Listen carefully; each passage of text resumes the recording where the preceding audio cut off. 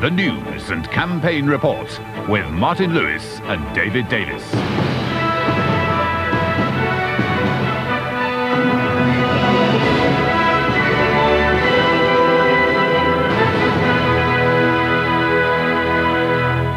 The Prime Minister rejects criticism that the Conservative campaign is too negative and too low-key. Mr Major jumps on a soapbox to tackle hecklers who threaten to disrupt his campaign walkabout. Mr Kinnock, celebrating his 50th birthday, says the bridge on the Tory ship may be deserted.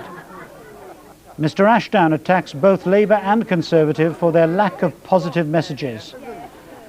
And a policewoman is killed, a colleague loses both his legs in an IRA mortar attack in Newry.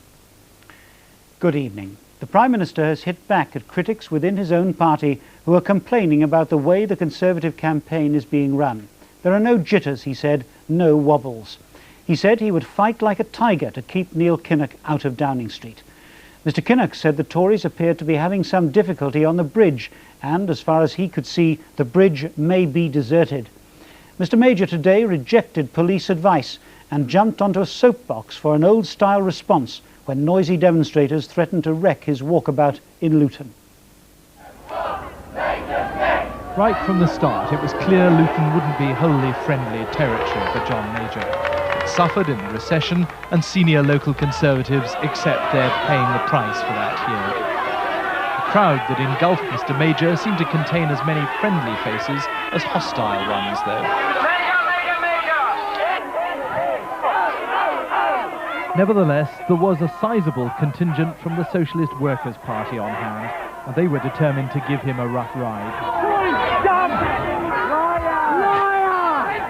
Still, in spite of the abuse that flew around plentifully, there was no sign of outright violence in all the pushing and shoving. Luton's got one of the highest rates of homelessness in the southeast of England. John! John! Yes, excellent, yes! John Major declared recently that he used to rent a soapbox to address people from in Brixton when he was in his teens. 30 years on, he had the chance to do it again. A couple of eggs flew by as he started up. He didn't seem to notice them. Can you hear? Yes! Don't let the people who take to the streets take your country! How do you expect people in the world to listen to a socialist Prime Minister when all over the world is kicking socialism out? And not the sort of country that will